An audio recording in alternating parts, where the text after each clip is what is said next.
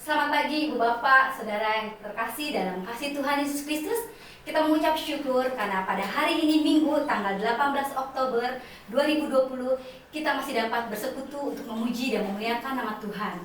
Walaupun di rumah kita masing-masing, saya percaya kuasa Tuhan tetap ada bersama dengan kita. Pada pagi hari ini panggilan berbakti kita terambil di dalam Ibrani 12 ayat 28 sampai 29. Demikianlah firman Tuhan. Jadi, karena kita menerima kerajaan yang tidak tergoncangkan, marilah kita mengucap syukur dan beribadah pada Allah menurut cara yang berkenan kepadanya dengan hormat dan takut. Sebab Allah kita adalah api yang menghanguskan. Puji nama Tuhan, saudara, kita membawa ibadah kita pada pagi hari ini dengan rasa syukur kita menaikkan lagu pembukaan kita, Mengenalmu.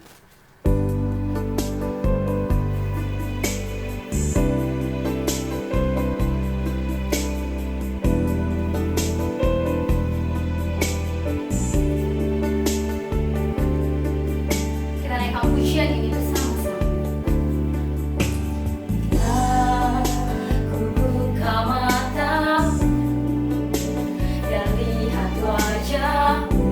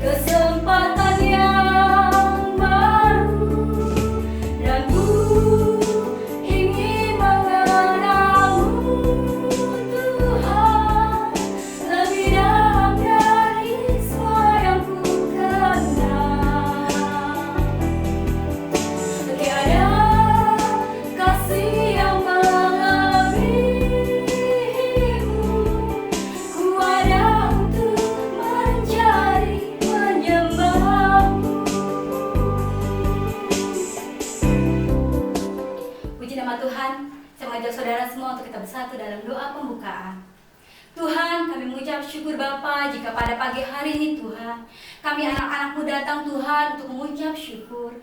Kami datang Tuhan sebagai rasa syukur kami yang sangat luar biasa kepadamu Tuhan, karena atas penyertaan-Mu selama 1 minggu ini Tuhan, sehingga kami dapat bersatu hati kembali untuk beribadah dan memuliakan nama-Mu Bapa. Kami percaya Tuhan, pada hari ini Tuhan, Engkau akan hadir bersama-sama dengan kami. Engkau akan memberkati ibadah kami ini Bapa, dari awal, pertengahan, hingga pada akhirnya. Terima kasih Tuhan Yesus, kami serahkan ibadah kami ini hanya di dalam satu nama, Tuhan Yesus Kristus. Haleluya, amin. Saudara, tiba saatnya kita akan memberikan persembahan syukur kita. Sebelumnya kita akan membacakan dulu untuk panggilan memberi dari 2 Korintus 8 ayat 2. Demikianlah firman Tuhan. Selagi dicobai dengan berat dalam pelbagai penderitaan, sukacita mereka meluap, dan meskipun mereka sangat miskin, namun mereka kaya dalam kemurahan. Saudara dapat memberikan persembahan saudara, janji iman, persepuluhan saudara melalui nomor rekening yang tertera di dalam layar kaca saudara. Sambil kantong kolektor atau saudara memberikan persembahan saudara, kita dapat menaikkan pujian persembahan kita. Kasih-Mu tiada.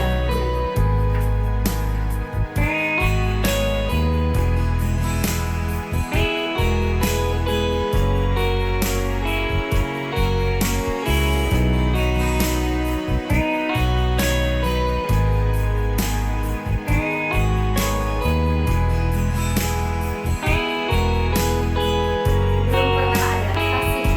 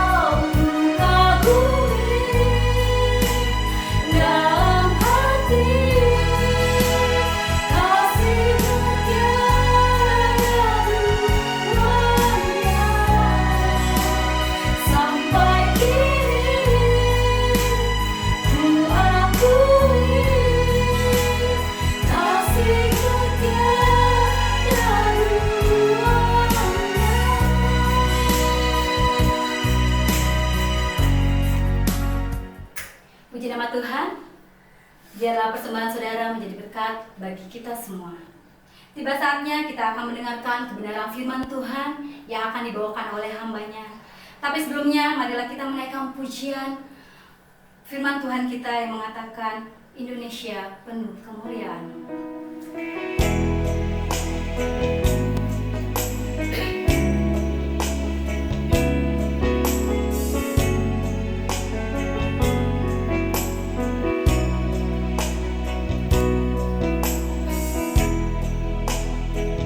Yesuslah Tuhan yang layak ditinggikan.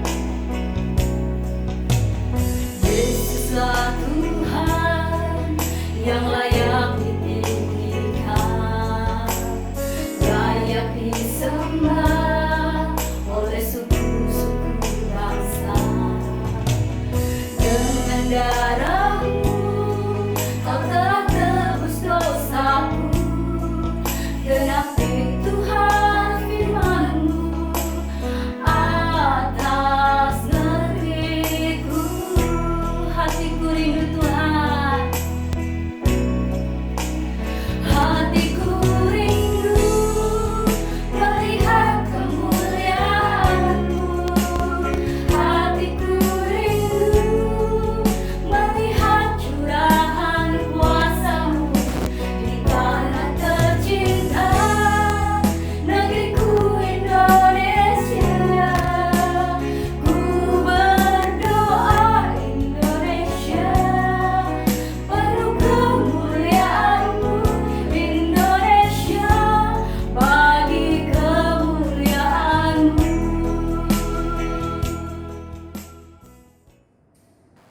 Shalom Bapak Ibu Saudara yang terkasih dalam Kristus. Bersyukur hari ini kita masih diberi kesempatan untuk kita bersama-sama berkumpul beribadah, dan kita sudah memuji dan membesarkan nama Tuhan. Biar setiap pujian kita dapat menjadi persembahan yang harum di hadapan Tuhan. Dan hari ini kita akan persiapkan hati kita untuk bersama-sama belajar kebenaran firman Tuhan. Sebelumnya saya mengajak Bapak Ibu Saudara untuk kita bersama-sama berdoa. Mari kita berdoa. Tuhan Yesus, kami mengucap syukur Bapa buat kebaikan Tuhan dalam kehidupan kami. Kami bersyukur buat pemeliharaan Tuhan yang sempurna. Kalau saat ini kami masih boleh beribadah, kami masih diberi kesempatan untuk bersama-sama mendengar kebenaran firman-Mu, semua karena kemurahan Tuhan dalam hidup kami. Tuhan Yesus, kami mau siapkan hati dan pikiran kami untuk bersama-sama mendengar kebenaran firman-Mu. Terima kasih Tuhan Yesus, hanya dalam nama-Mu kami berdoa dan mengucap syukur. Haleluya. Amin. Bapak Ibu Saudara, tidak terasa kita sudah memasuki minggu ketiga bulan Oktober, dan seperti yang kita ketahui bahwa di bulan Oktober ini tema besar kita adalah etika kehidupan bersama dalam Kristus. Dan di minggu ketiga ini saya mendapatkan judul menghindari perkataan yang tidak pantas. Diambil dari Efesus 5 ayat 3 sampai 4 dan ayat 20 sampai 21. Bapak Ibu Saudara bisa membuka Alkitabnya bersama-sama di Efesus 5 ayat 3 sampai 4 dan 20 sampai 21. Saya akan membacakannya. Efesus 5 ayat 3 sampai 4 dan 20 sampai 21. Tetapi percabulan dan rupa-rupa kecemaran atau keserakahan disebut saja pun jangan di antara kamu, sebagaimana sepatutnya bagi orang-orang kudus. Demikian juga perkataan yang kotor, yang kosong atau yang sembrono. Karena hal-hal ini tidak pantas, tetapi sebaiknya ucapkanlah syukur. Ucapkanlah syukur senantiasa atas segala sesuatu dalam nama Tuhan kita Yesus Kristus kepada Allah dan Bapa kita. Dan rendahkanlah dirimu seorang kepada yang lain di dalam takut akan Kristus. Bapak Ibu Saudara, sebelum kita bersama-sama belajar ke poin-poin yang akan saya bahas pagi hari ini, saya akan terlebih dahulu membahas tentang latar belakang kitab Efesus. Kitab Efesus ini ditulis oleh Paulus ketika Paulus masih ada di dalam penjara. Nah, saat itu tujuan Paulus menulis surat Efesus sebenarnya didukung oleh keadaan masyarakat Efesus pada saat itu. Keadaan masyarakat pada saat itu mereka masih melakukan penyembahan terhadap dewa Yunani. Ya, dan dewa Yunani itu mereka kenal dengan dewa Artemis, dan mereka meyakini bahwa dewa Artemis itu adalah dewa kesuburan. Dan masyarakat Efesus pada saat itu masih melakukan penyembahan terhadap dewa Artemis. Juga mereka masih tunduk kepada kaisar. Nah, secara garis besar surat Efesus itu berisi nasihat, perintah dan himbauan untuk hidup dalam Kristus. Juga merupakan seruan bagi umat Tuhan supaya mereka menghayati makna rencana agung Tuhan untuk mempersatukan umat manusia melalui Kristus. Nah, seperti judul atau tema besar kita di bulan Oktober, yaitu etika kehidupan bersama dalam Kristus, Paulus menasihati jemaat Efesus supaya mereka itu memiliki etika dalam kehidupan bersama, baik dalam kehidupan berjemaat, dalam kehidupan bermasyarakat. Mereka harus memiliki etika. Nah, pagi hari ini saya akan membahas etika apa yang Paulus ajarkan kepada jemaat di Efesus, dan juga solusi apa yang Paulus tekankan, yang Paulus berikan kepada jemaat Efesus untuk dapat menerapkan etika itu dalam kehidupan bersama. Nah, mari kita akan bersama-sama membahas yang poin pertama, yaitu menjaga sikap. Di ayat yang ketiga itu dibilang seperti ini: tetapi percabulan dan rupa-rupa kecemaran atau keserakahan disebut saja pun jangan di antara kamu, sebagaimana sepatutnya bagi orang-orang kudus. Paulus dengan tegas mengajarkan, memerintahkan kepada jemaat Efesus pada saat itu supaya jemaat Efesus itu menjaga sikap. Menjaga sikap supaya mereka tidak jatuh dalam dosa percabulan, dalam dosa keserakahan, dan juga dalam dosa berbagai rupa kecemaran. Nah, setiap orang percaya bertanggung jawab menjaga perilakunya tetap berkenan di hadapan Tuhan. Pada awal suratnya, Paulus sudah menyatakan bahwa kita, umat pilihan Allah, sudah dipilih dari semula supaya kita itu kudus dan tidak bercacat di hadapan Tuhan. Reputasi kehidupan kita harus benar-benar dijaga, supaya kehidupan setiap orang kudus senantiasa menjadi kemuliaan bagi nama Tuhan. Itulah sebabnya Paulus mengajarkan kepada jemaat di Efesus pada saat itu supaya mereka menjaga sikapnya, menjaga sikap baik ketika beribadah, ketika bermasyarakat. Menjaga sikap itu menjadi hal yang sangat penting, menjadi etika yang harus kita sebagai umat Tuhan itu miliki. Salah satu cara hidup agar tetap kudus dan tidak bercacat di hadapan Tuhan adalah dengan menjaga sikap kita.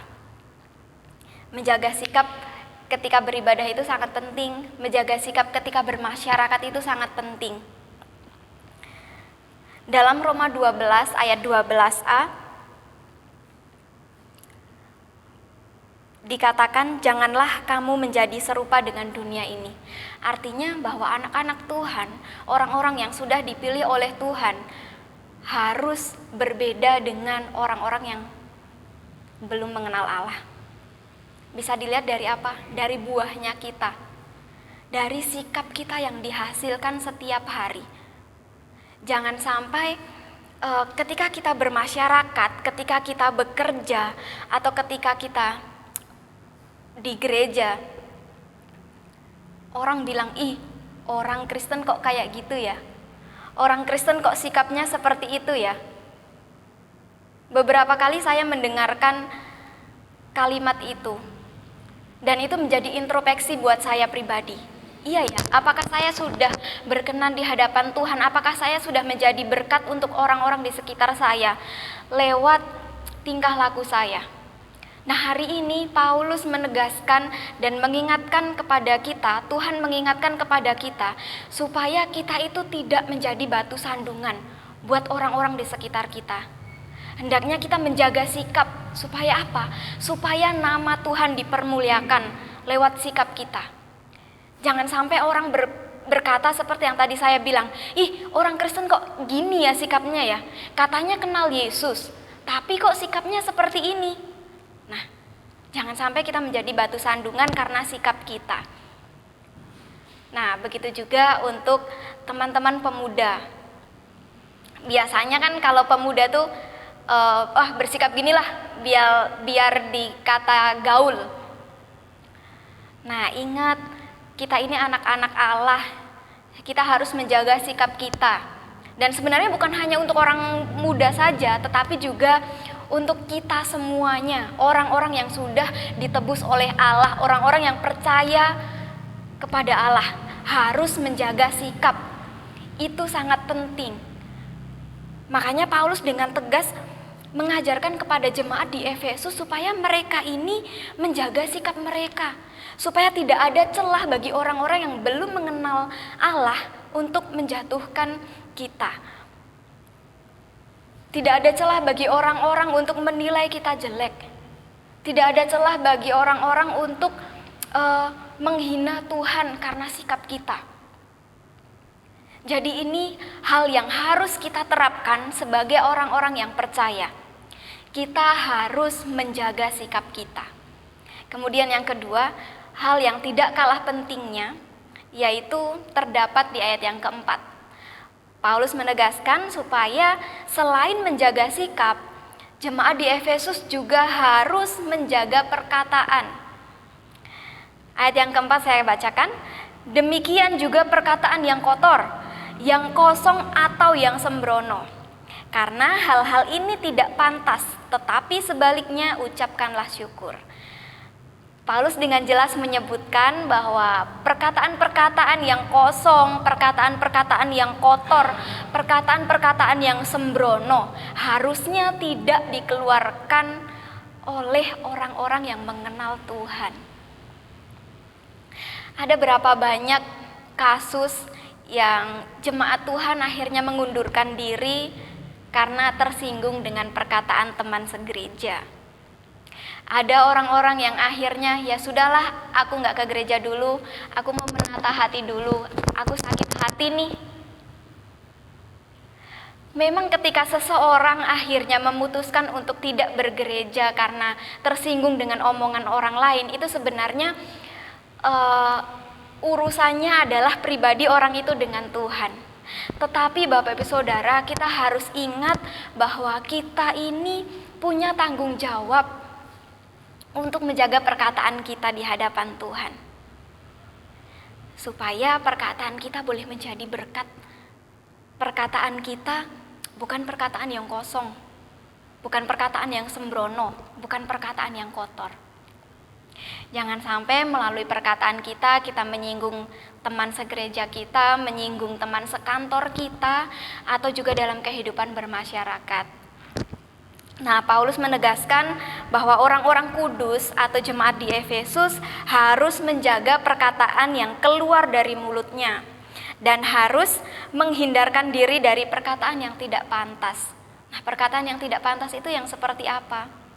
Paulus sendiri sudah menyebutkan di ayat yang keempat, perkataan yang tidak pantas itu adalah perkataan yang kotor, perkataan yang sembrono. Sembrono itu apa sih? Sembrono itu sesuka-sukanya dia aja.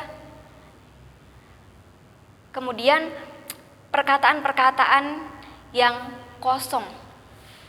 Nah, bisa jadi perkataan-perkataan yang kosong itu adalah perkataan-perkataan yang sebenarnya belum tentu kebenarannya. Lama-kelamaan jadi gosip, yang katanya semakin digosok semakin sip. Nah, kita sebagai anak-anak Tuhan, sebagai jemaat Tuhan harus menghindarkan dari hal-hal yang seperti ini. Paulus dengan jelas menegaskan kepada jemaat di Efesus pada saat itu supaya mereka benar-benar menjaga perkataan mereka. Supaya jemaat di Efesus tetap kudus dan berkenan di hadapan Tuhan. Begitu juga kita sebagai jemaat Tuhan pada masa kini, kita juga harus menjaga perkataan kita supaya kita tetap berkenan di hadapan Tuhan. Paulus juga menegaskan di Efesus 4 ayat 29. Efesus 4 ayat 29, Paulus dengan jelas mengajarkan kepada jemaat di Efesus supaya jangan ada perkataan kotor keluar dari mulutmu, tetapi pakailah perkataan yang baik untuk membangun di mana perlu, supaya mereka yang mendengarnya beroleh kasih karunia. Dalam versi firman Allah yang hidup dikatakan demikian, jangan bermulut kotor, berbicaralah dengan kata-kata yang baik, yang berguna bagi orang yang diajak bicara, dan yang mendatangkan berkat bagi mereka. Nah, di sini semakin jelas ya Bapak Ibu Saudara, bahwa ketika kita berkata-kata itu harusnya perkataan yang keluar dari mulut kita itu adalah perkataan yang baik, perkataan yang membangun, perkataan yang jadi berkat untuk orang-orang yang mendengarkan pembicaraan kita. Saya yakin ketika kita, jemaat Tuhan, mampu menerapkan ini semua dalam kehidupan kita sehari-hari, kita pasti akan menerima kesatuan hati.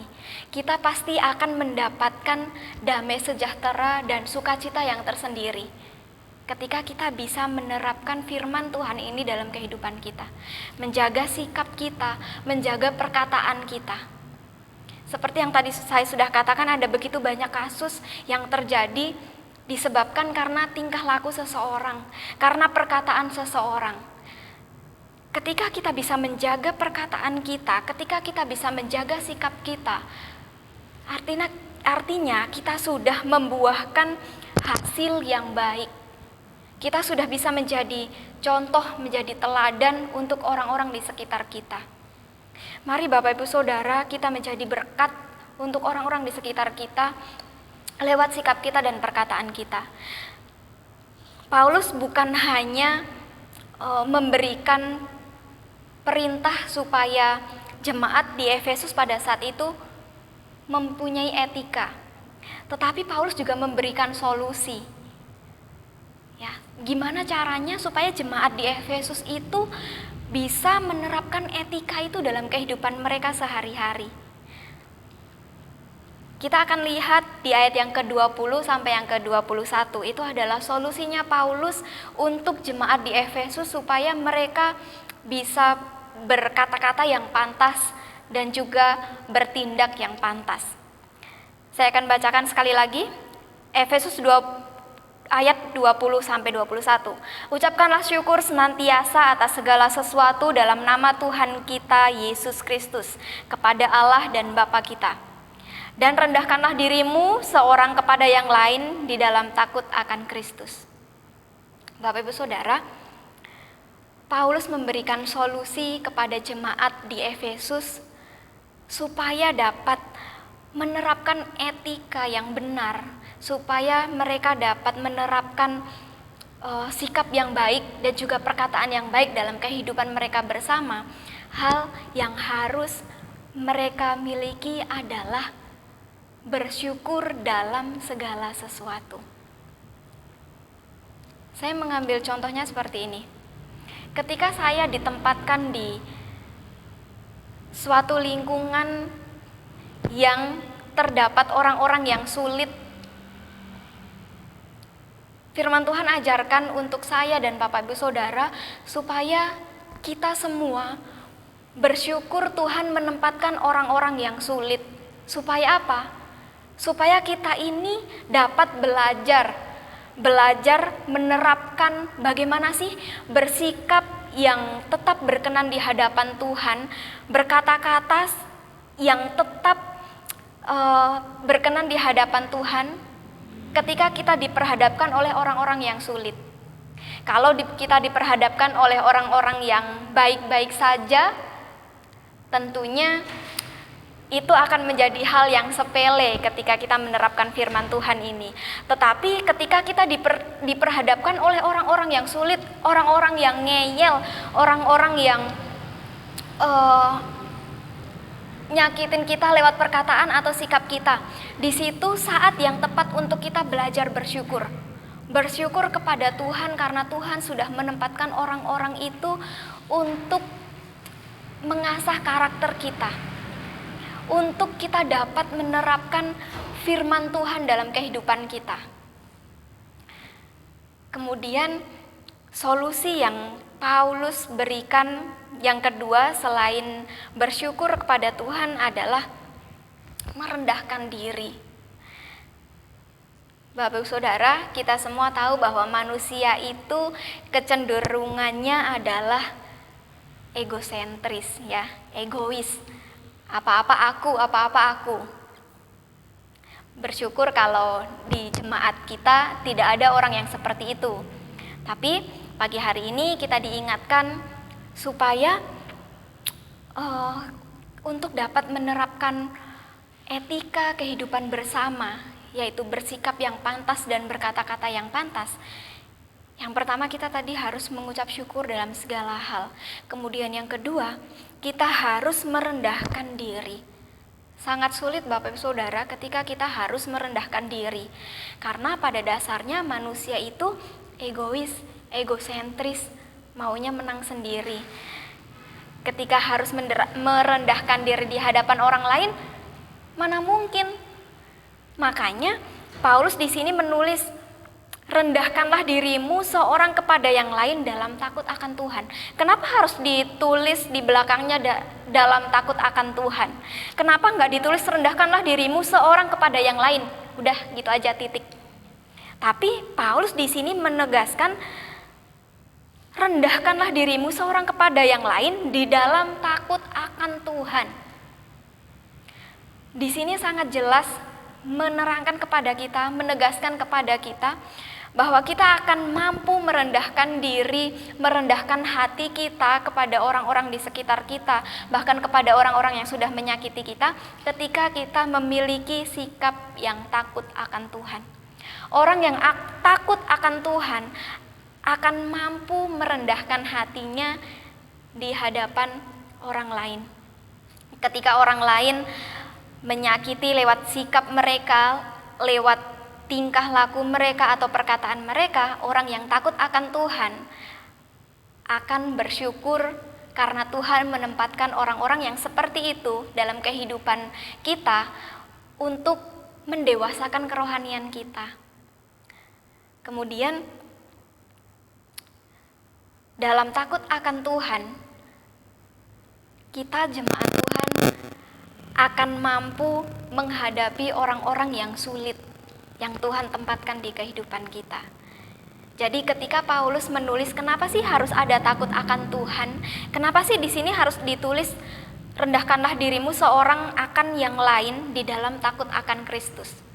Karena orang yang tidak takut akan Kristus, saya yakin mereka pasti egois.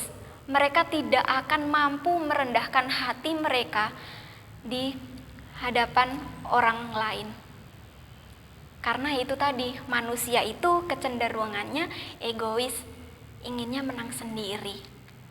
Nah, Bapak Ibu Saudara, hari ini kita diingatkan oleh firman Tuhan. Ya, sangat bagus sekali tema besar kita di bulan Oktober ini, etika dalam kehidupan bersama dalam Kristus. Nah, etika-etika itu yang harus kita miliki yaitu tadi. Yang pertama, kita harus memiliki sikap yang benar. Kita harus berkata-kata yang benar. Berkata-kata yang benar tentunya bukan berkata-kata yang kosong, yang sembrono, tetapi perkataan yang baik, perkataan yang bisa membangun, yang bisa jadi berkat untuk orang-orang yang mendengarnya. Bagaimana caranya supaya kita bisa menerapkan etika itu dalam kehidupan kita? Paulus memberikan solusi, yaitu kita harus bersyukur dalam segala hal, termasuk bersyukur ketika Tuhan menempatkan orang-orang sulit di lingkungan kita. Supaya apa? Supaya kita bisa belajar mengandalkan Tuhan. Kita bisa belajar dewasa rohani.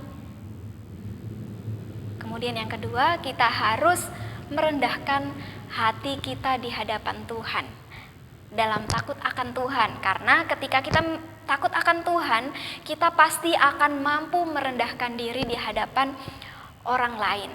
Ya, merendahkan hati kita di hadapan orang lain. Ketika ada orang yang nyakitin kita, tidak terus-terusan kita sakit hati, Kalau orang Jawa bilang kemeropok, sakit hati. Orang yang takut akan Tuhan pasti akan mampu mengampuni.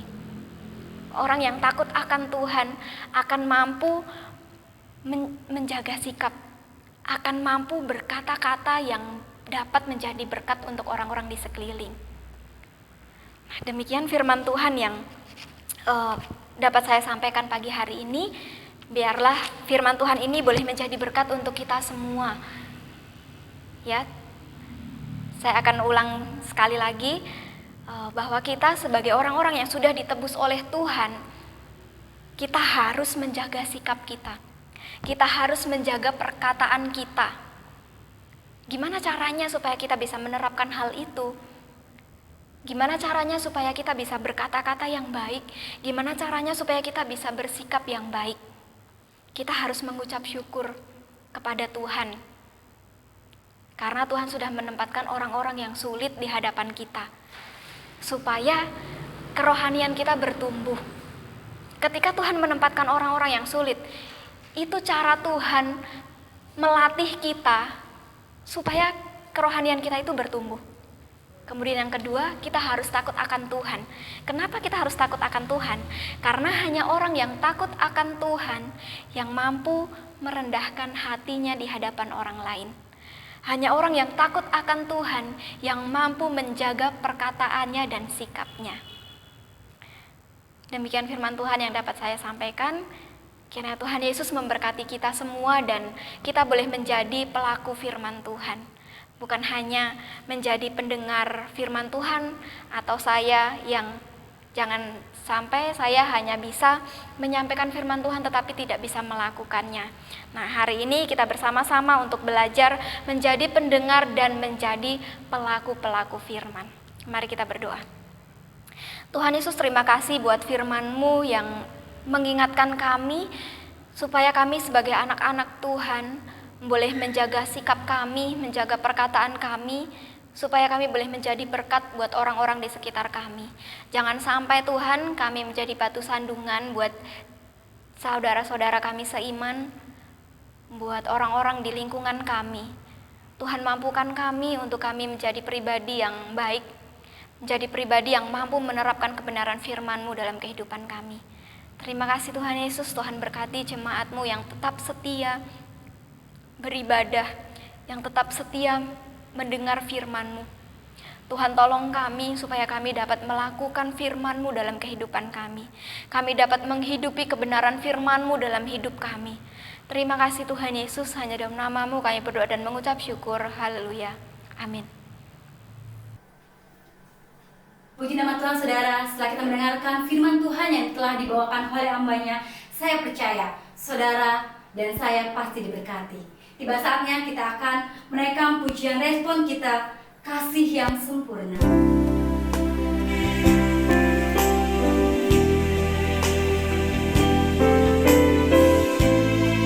Kita bersyukur pada Tuhan karena kebaikan-Nya. Menaikkan pujian kasih yang sempurna.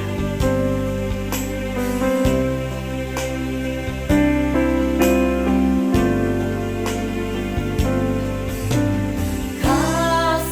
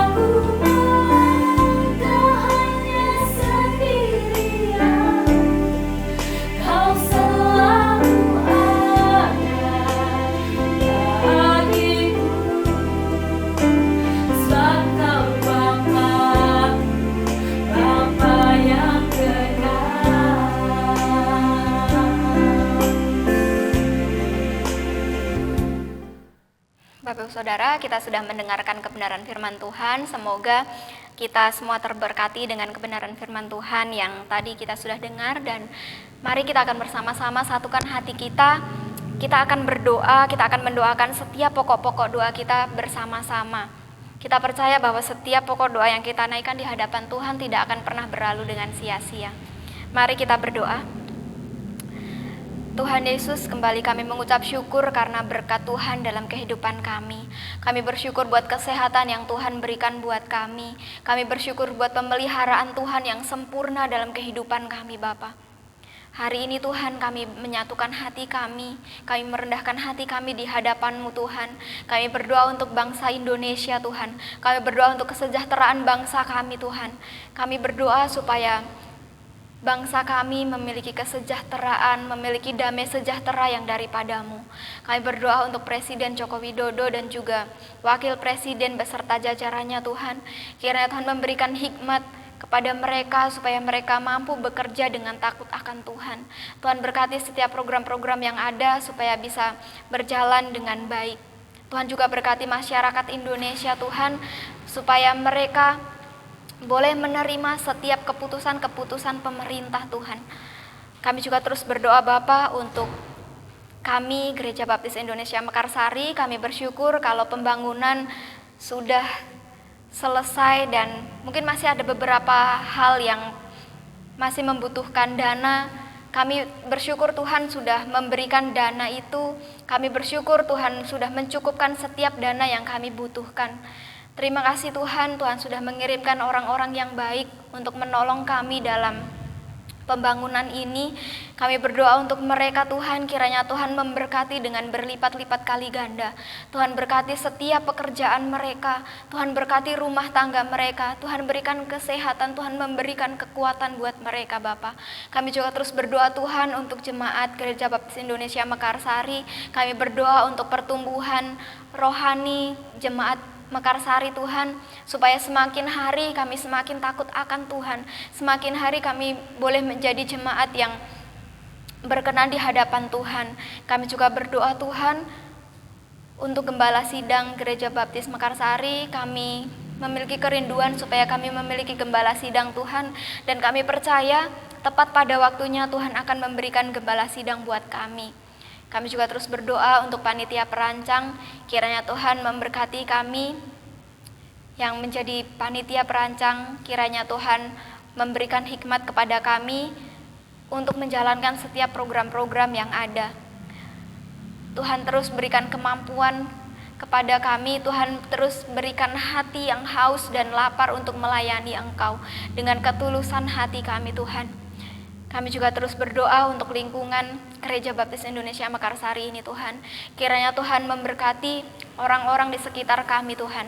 Kami juga terus berdoa untuk jemaat Mekarsari yang memiliki kerinduan untuk mempunyai keturunan. Kiranya Tuhan memberkati anak-anak-Mu ini Tuhan. Kami percaya Tuhan yang tahu setiap kerinduan hati kami. Tuhan yang tahu setiap kemampuan kami, kesiapan kami, dan kami percaya tepat pada waktunya Tuhan akan mengabulkan setiap doa kami Bapa. Tuhan Yesus, kami juga terus berdoa untuk gabungan Gereja Baptis Indonesia. Kiranya Tuhan memberkati orang-orang yang ada di dalamnya. Kami berdoa untuk BPN, YBI, YRSBI. Tuhan berkati orang-orang yang bekerja di dalamnya supaya mereka benar orang-orang yang takut akan Tuhan, orang-orang yang benar-benar mau melayani Tuhan dengan ketulusan hati mereka. Tuhan Yesus, ampuni kalau mereka mungkin melakukan hal-hal yang tidak berkenan di hadapan Tuhan. Kiranya Tuhan mengampuni mereka, Tuhan yang akan memberkati mereka dalam pelayanan mereka, keluarga mereka, kesehatan mereka. Terima kasih Tuhan Yesus. Kami juga terus berdoa untuk saudara kami, Kak Gina yang saat ini sedang dalam proses pemulihan pasca sesar. Kiranya Tuhan memberkati Kak Gina dan juga keluarga, juga babynya, biarlah Tuhan memberikan kesehatan, Tuhan memberikan pertumbuhan yang baik. Terima kasih Tuhan untuk sukacita yang Tuhan berikan untuk keluarga ini. Tuhan juga berkati mungkin ada jemaat Tuhan yang saat ini sedang sakit. Tuhan akan menjamah mereka supaya Tuhan menyembuhkan mereka. Juga kalau ada jemaat yang sedang ada dalam pergumulan dan persoalan, kami percaya di dalam nama Tuhan Yesus, Tuhan akan memberikan jalan keluar untuk setiap jemaat Tuhan. Tuhan Yesus, terima kasih untuk kemurahan-Mu, terima kasih untuk berkat-Mu. Kami percaya Tuhan mendengarkan setiap seru doa kami. Dan tepat pada waktunya Tuhan akan menjawab doa kami. Terima kasih Tuhan Yesus, hanya dalam nama-Mu kami berdoa dan mengucap syukur. Haleluya. Amin. Selamat hari Minggu, Tuhan Yesus memberkati kita semua. Dia besar,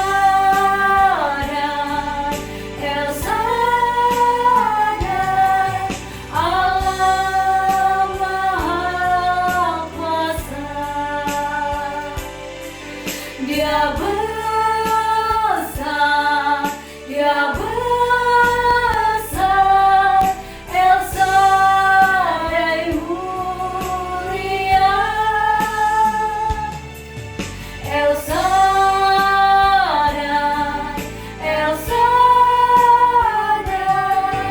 Allah Maha Kuasa.